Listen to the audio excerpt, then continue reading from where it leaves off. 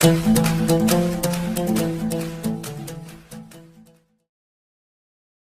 Morning आप सभी लोगों का स्वागत है आपके अपने परिवार फ्यूचर ऑनलाइन क्लासेस सोनपुर में।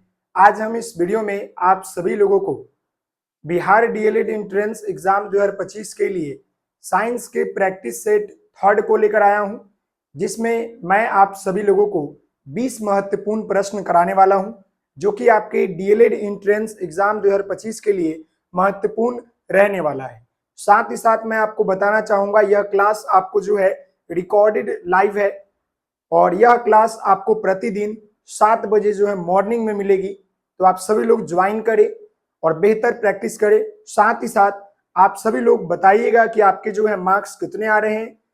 अगर आपको वीडियो पसंद आती है तो वीडियो को लाइक शेयर एंड सब्सक्राइब जरूर करेंगे। आपको रीजनिंग, हिंदी, मैथ और अदर जितने भी सब्जेक्ट है वो सारे सब्जेक्ट का अभी आपके जो है प्रैक्टिस सेशन चालू है और बहुत जल्द आपको हम थ्योरी भी बताएंगे, जिसमें महत्वपूर्ण बिंदुओं के ऊपर चर्चा करेंगे। तो अभी हम जो है चलते हैं साइंस के प्रैक्टिस सेट थर्ड के ऊपर, जिसमें टॉप 20 प्रश्न की बात करेंगे। तो यहाँ पर ध्यान दीजिएगा, यहाँ पर आपका पहला प्रश्न आपको स्क्रीन पर नजर आ रहा होगा। ये पहला प्रश्न है और ये पहला प्रश्न आपका बोल रहा है कि लेंस की क्षमता का एसआई मात्रक क्या होता है। लेंस की क्षमता का एसआई मात्रक क्या होता है, आप लोग बताइएगा। ऑप्शन देखिए, न्यूटन, फिर यहाँ पर है डायोप्टर, मीटर और यहाँ पर आपका है जूल है। तो मुझे बताइए कि लेंस की क्षमता का एसआई मात्रक क्या होता है। तो मैं आपको बता दूं कि लेंस का क्षमता का जो एसआई मात्रक होता है वो आपका होता है डायोप्टर। क्या होता है? डायोप्टर होता है। हम लोग लेंस की क्षमता को किससे नापते हैं? तो डायोप्टर में नापते हैं। तो इस प्रश्न का उत्तर क्या हो जाएगा? ऑप्शन नंबर आपका 2 हो जाएगा। न्यूटन की बात कर ले तो ये किसका होता है? ये आपका जो है न्यूटन तो आपका थर्ड लॉ की बात करते हैं, समझ ना, कि जी मीटर प्रति सेकंड में नापते हैं। एनर्जी का जूल होता है, एनर्जी का क्या होता है? जूल होता है। आपका जो है सेंटीमीटर का मीटर में मापते हैं। ये बातें आपको याद होगा। क्लियर है? तो चलते हैं अगले प्रश्न की। अगले प्रश्न यहाँ पर आपको नजर आ रहा होगा। इस प्रश्न का उत्तर आप ध्यानपूर्वक पढ़कर देने का प्रयास करें। यह प्रश्न आपका जो है बोल रहा है, क्या देखिएगा, निम्नलिखित में से कौन सा एक जो है जीवाणु जनित रोग नहीं है। मतलब आपको बताना है कि इसमें कौन सा एक ऐसा रोग है जो कि जीवाणु जनित नहीं है, यानी कि जीवाणु के द्वारा जनित नहीं है, समझ ना, यानी कि जो जीव के द्वारा उत्पन्न होने वाला रोग होता है ना, वो नहीं है। यहाँ पर आपका पूछा है कि वो रोग जो है नहीं है, कौन सा? जीवाणु, यानी जीव के द्वारा नहीं होने वाला उत्पन्न कौन सा रोग है, बताइए। वही बोला है। यहाँ पर 6 रोगों की बात कर ले। यहाँ पर है सिफिलियस, फिर यहाँ पर आपका एड्स है, फिर यहाँ पर आपका जो है सुजाक है। बताइए क्या होगा। तो मैं यहाँ पर आपको बताना चाहूंगा कि निम्नलिखित में से जो है वो आपका एड्स जो बीमारी है ना, वो आपका क्या है? जीवाणु जनित रोग नहीं है। यहाँ पर जो एड्स देख रहे हैं ना, ये क्या है आपका? ये जीवाणु के द्वारा जो है उत्पन्न होने वाला रोग जो है नहीं है। AIDS, एड्स, समझ ना। बताइए क्या होता है। जो ये आपका एड्स है, ये आपका जो है जीवाणु जनित रोग नहीं है, ये जीवाणु के द्वारा नहीं होते हैं। क्लियर है? बाकी आपके अगर हम बात कर ले 6 रोग, सिफिलियस, सुजाक, ये सभी आपके जो है जीवाणु जनित रोग है। लेकिन एड्स जो है आपका जीवाणु ये जनित रोग नहीं है, क्योंकि एड्स जो है संक्रमण रोग है, जो कि एक लोगों से दूसरे लोगों में फैलता है। क्लियर है जी। अगले प्रश्न की हम बात करते हैं। अगला प्रश्न यहाँ पर आपका 3rd नंबर है और यह प्रश्न आप पढ़िए और इसका उत्तर देने का प्रयास कीजिएगा। यह प्रश्न आपका बोल रहा है, मानव रक्त के निर्माण के लिए इनमें से किसकी आवश्यकता होती है। मानव रक्त के निर्माण के लिए किनकी आवश्यकता होती है? यहाँ पर ऑप्शन देखिएगा, निकल का, तांबा कॉपर का, कोबाल्ट का, लोह या आयरन का। तो मैं आपको एक और प्रश्न बताना चाहूंगा कि खून में जो है सबसे ज्यादा क्या पाया जाता है। अगर हम रक्त की बात कर ले तो रक्त में जो है क्या पाया जाता है? तो रक्त में आपका जो है आयरन पाया जाता है। क्या पाया जाता है? आयरन पाया जाता है, समझ ना। तो मानव रक्त के निर्माण में इसमें से किस तत्व की आवश्यकता होती है? तो वो आपका लोहा या आयरन की आवश्यकता होती है। तो इस प्रश्न का उत्तर क्या हो जाएगा? ऑप्शन नंबर यहाँ पर आपका 4 नंबर हो जाएगा। क्लियर है? वहीं पर अगर आपके रक्त का पीएच मान पूछ लेता कि रक्त का पीएच मान कितना होता है, तो 7.4 होता है। महिला में रक्त की संख्या कितनी होती है, यानी कितना लीटर होता है? तो 4 से 5 लीटर महिला में होता है। और वहीं पर अगर आपसे पुरुष में पूछ लेता कि पुरुष में कितना खून होता है, तो 5 से 6 लीटर ज्यादा, मतलब कि 5 से 6 लीटर होता है। 1 लीटर जो है महिलाओं से ज्यादा होता है। क्लियर है? जी हाँ। और खून का रंग जो है लाल क्यों होता है? तो वही हीमोग्लोबिन के कारण होता है। ये भी प्रश्न आपसे पूछता है। क्लियर है? जी हाँ। अगला प्रश्न यहाँ पर आपका जो है 4 नंबर है, और इस प्रश्न को पढ़िए और इस प्रश्न का उत्तर देने का आप लोग प्रयास कीजिएगा। ये प्रश्न आपका बोल रहा है कि खाने का सोडा, जिसको हम लोग जो है इंग्लिश में बेकिंग सोडा के नाम से जानते हैं, समझ है ना, वैज्ञानिक नाम क्या है आपको बताना है कि जो आपका बेकिंग सोडा है उसका वैज्ञानिक नाम क्या है। पहले हम सबसे पहले बता दें कि खाने का सोडा का प्रयोग हम लोग जो है खाना को मुलायम या फूला बनाने के लिए प्रयोग करते हैं, लेकिन यह जो आपका बेकिंग सोडा है इसका रासायनिक नाम क्या है? तो मैं आपको बताना चाहूंगा कि सोडियम बाइकार्बोनेट बोलते हैं इसका रासायनिक नाम। यहाँ पर देख सकते हैं कि खाने का सोडा का मतलब बेकिंग सोडा का रासायनिक नाम आपका जो है सोडियम बाइकार्बोनेट होता है। यहाँ पर देख सकते हैं इसको हम लोग जो है NaHCO3 के नाम से भी इसका सूत्र होता है। क्लियर है? अगले प्रश्न की हम बात करते हैं। अगला प्रश्न यह आपका 5 नंबर है, और ये प्रश्न को पढ़िए और इस प्रश्न को बेहतर तरीके से उत्तर देने का प्रयास कीजिएगा। यहाँ पर देखिए, नीले और लाल प्रकाश को समान मात्रा में मिश्रित करने पर खाली स्थान रंग का प्रकाश निर्मित होता है। यानी आपको बताना है कि जब हम जो है नीला कलर को और प्लस यहाँ पर जो है लाल कलर को मिलाते हैं तो कौन सा रंग जो है बनता है, यही आपको बताना है। यहाँ पर ऑप्शन देखिएगा, श्वेत, फिर यहाँ पर है नीले हरे, फिर यहाँ पर पीले, और यहाँ पर आपका जो है मैजेंटा। समझ गए ना? तो मैं आपको बताना चाहूंगा जब भी हम लोग जो है नीले और लाल कलर को मिलाते हैं तो वो हमारा जो है मैजेंटा रंग बनता है। समझ गए ना? मैजेंटा। समझ गए ना? तो इस प्रश्न का उत्तर क्या हो जाएगा? ऑप्शन नंबर आपका 4 हो जाएगा। इसी तरह आपके जो है प्रश्न पूछते हैं कि जो आपका प्राथमिक रंग कौन कौन से होते हैं। यहाँ से एक और प्रश्न पूछा जाता है कि आपके जो है प्राथमिक रंग कौन कौन से होते हैं।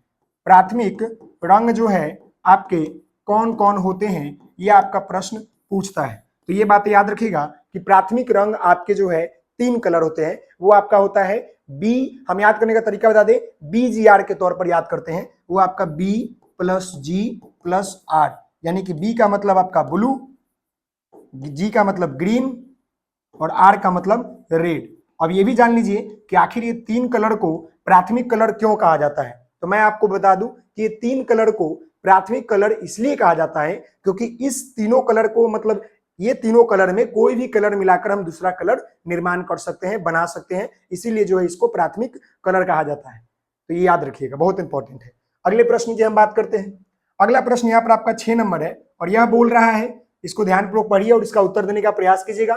चैनल पर नए होंगे तो चैनल को लाइक शेयर एंड सब्सक्राइब भी करेंगे और अपने दोस्तों के साथ शेयर भी करेंगे। यहाँ पर ध्यान दीजिएगा, निम्नलिखित में से किस खाद्य पदार्थ में आयरन प्रचुर मात्रा में जो है पाया जाता है। यहाँ पर देखिएगा दूध, फिर यहाँ पर मक्खन, फिर यहाँ पर चावल, फिर यहाँ पर गुड़।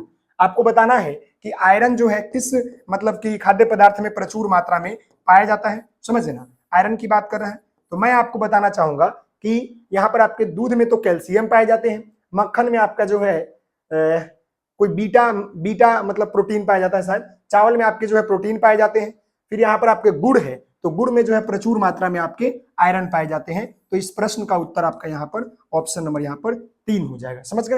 यानी आयरन जो है प्रचुर मात्रा में गुड़ में पाए जाते हैं। अगले प्रश्न की हम बात करते हैं। तो अगला प्रश्न यहाँ पर आपकी स्क्रीन पर नजर आ रहा होगा। इस प्रश्न को देखिए और इस प्रश्न का उत्तर देने का प्रयास कीजिए।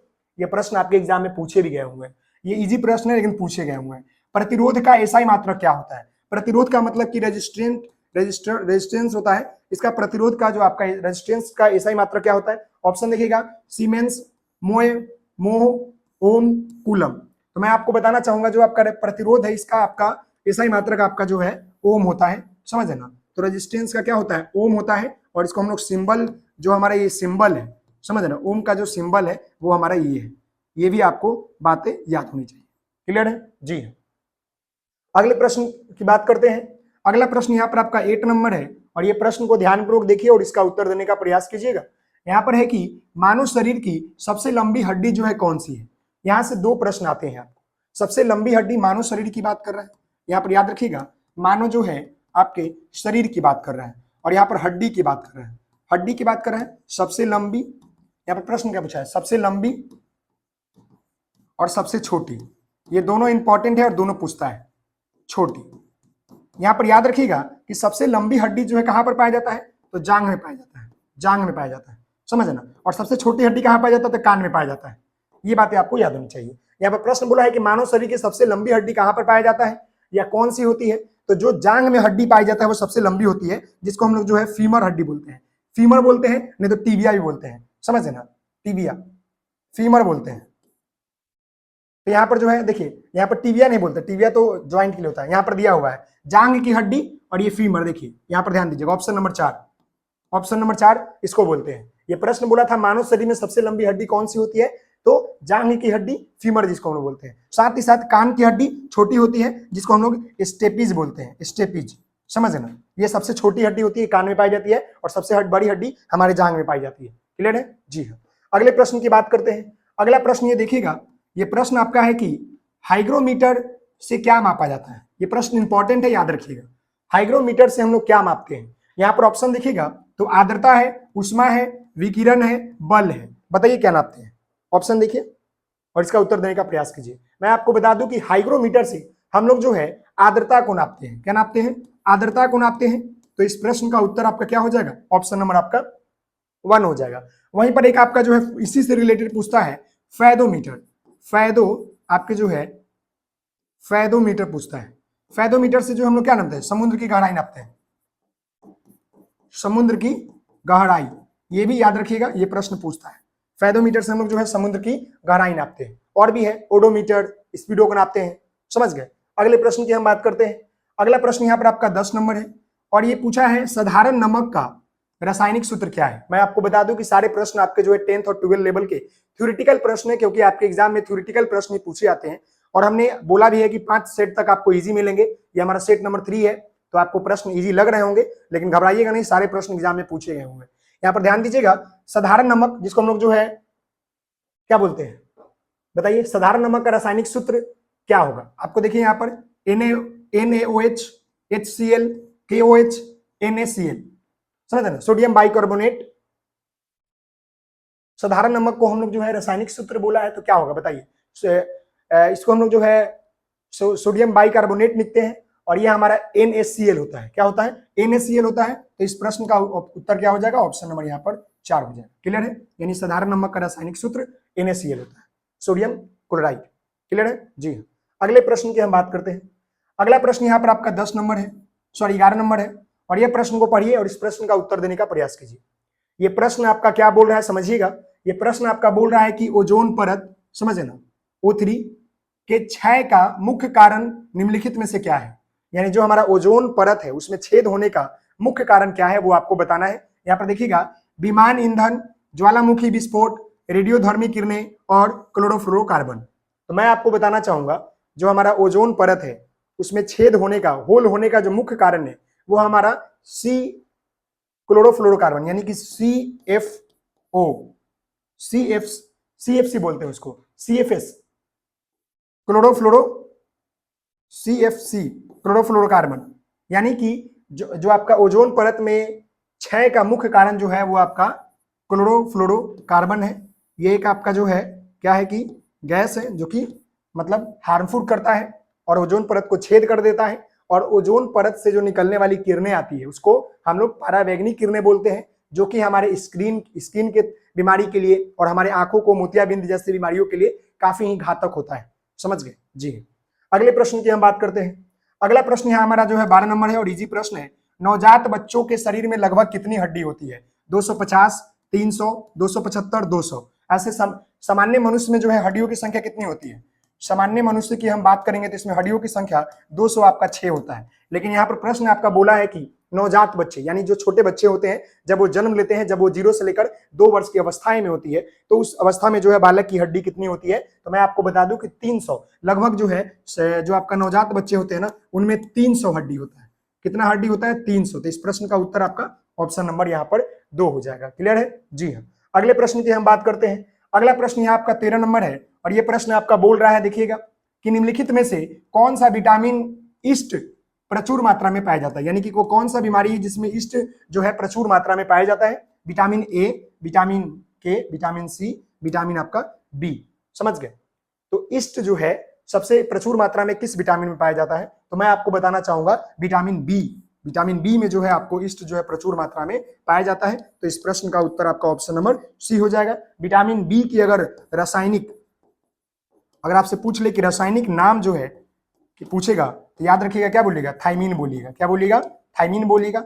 एक और पूछता है कि विटामिन B12 में क्या पाया जाता है, B12 में आपको जो है कोबाल्ट, कोबाल्ट पाया जाता है, समझ गए ना। इसका आपका रासायनिक नाम जो होता है साइनोकोबालामीन होता है। अब विटामिन बी का जो है बहुत सारे पार्ट है, vitamin B1, B2, B3, B4, B5, B12 तक है, समझ गए ना, याद रखिएगा। क्लियर है जी। अगले प्रश्न की हम बात करते हैं। अगला प्रश्न यहाँ पर आपका जो है 14 नंबर, पेंसिलिन सॉरी पेंसिलियम, यहाँ पर बोला है कि पेंसिलियम एक खाली स्थान है, बताइए कवक है, विषाणु है, सवाल है, जीवाणु।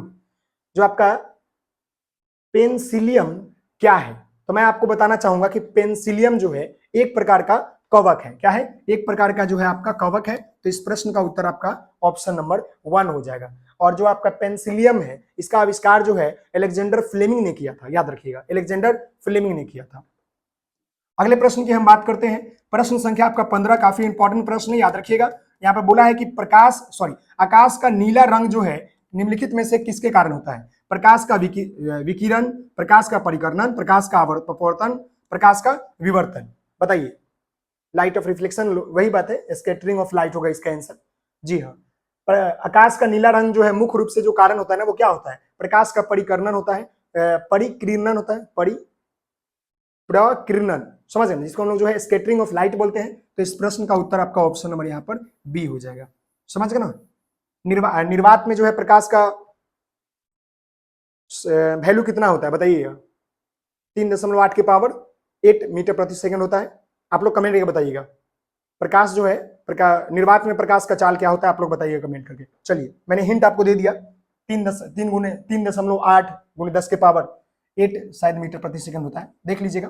प्रश्न संख्या 16 है, यह आपके जो है क्लास 12 का ही प्रश्न है। यहाँ पर बोला क्या गया, देखिएगा 3 ओम, 6 ओम और 9 ओम प्रतिरोधक वाले 3 तार समानांतर क्रम में जुड़े हुए हैं, परिपथ का कुल प्रतिरोध कितना होगा। समानांतर क्रम में अगर जुड़ा हुआ परिपथ की बात कर ले तो इसका एक आपका होता है, समझ गए ना, इसका 2 फॉर्मूला होता है। एक फॉर्मूला तो अगर समानांतर क्रम में है, समानांतर क्रम में हो तो आपका 1/r plus 1/r1 1/r2 plus 1/r3, जितना दिया हुआ है उसको जोड़ देंगे हमारा आंसर आ जाएगा। तो ये हमारा किस में होता है, समानांतर क्रम में। और एक आपका होता है केवल r1 plus r2 plus r3, ये पैरेलल में हो तो इसको जोड़ देंगे, इसका आंसर आ जाएगा। तो हमारे यहाँ पर समानांतर क्रम पूछा है तो हम इस फॉर्मूले का बात लगाएंगे।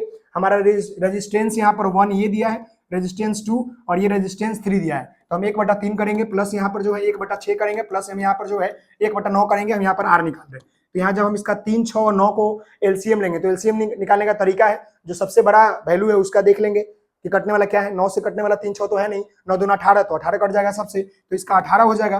3 से 18 तो 6 बार में, 6 से 18 3 बार में, 9 से 18 आपका 2 बार में, तो 6 3 9 2 11/18, यानी कहने का मतलब है कि आर का वैल्यू यहाँ पर आपका 11/18 आ रहा है, यही हमारा आंसर हो जाएगा, समझ रहे, यही हमारा जो है आंसर हो जाएगा 11/18। देखिए कहाँ पर ऑप्शन में है, नहीं सर 11/18 है ना, सही है, सही 11/18 है। तो इसको हम लोग पलट देते हैं, इसको क्या करते हैं, पलट देते हैं, समझ गए, इसको हम लोग जो है पलट देते हैं। जब भी ये हमारा आर का वैल्यू आ गया ना तो इसको निकालने के लिए हम लोग जो है क्या करते हैं 18/11 कर देते हैं, तो इसका आंसर हमारा ऑप्शन नंबर 2 हो जाएगा।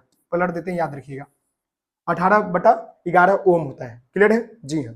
अगले प्रश्न की बात करते हैं, प्रश्न संख्या 17। अब यहाँ पर ध्यान दीजिएगा, प्रश्न संख्या आपका 17 है, निम्नलिखित में से कौन सा कार्बन का अपरूप नहीं है। सबसे पहले तो जान लीजिए कार्बन का जो अपरूप होता है वो कितना होता है। तो सबसे पहले मैं बता दूं कि कार्बन का जो अपरूप है ना, ये आपका मुख्य रूप से 4 तरीके के होते हैं, समझ ना, जिसमें आपका जो है क्या क्या आता है वो देख लीजिएगा। हीरा आता है, ग्रेफाइट आता है, फ्लूरीन आता है, लेकिन यहाँ पर कार्बन डाइऑक्साइड जो है ये आपका नहीं आता है, तो यही आपका आंसर हो जाएगा। कार्बन डाइऑक्साइड जो है ये आपका क्या है कि कार्बन का अपरूप नहीं है, कार्बन का अपरूप जो है नहीं है, समझ ना। एक आपका ग्राफीन भी आता है जो 4था नंबर।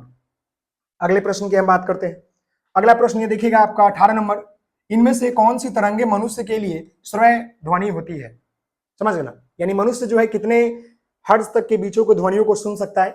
20,000 से कम आवृत्ति वाली, 20,000 से अधिक आवृत्ति वाली, 20 हर्ट्ज से लेकर 20,000 2000 हर्ट्ज के बीच आवृत्ति रेंज, 20 से लेकर 20,000 हर्ट्ज। तो इसका आंसर आपका ऑप्शन नंबर 4 हो जाएगा।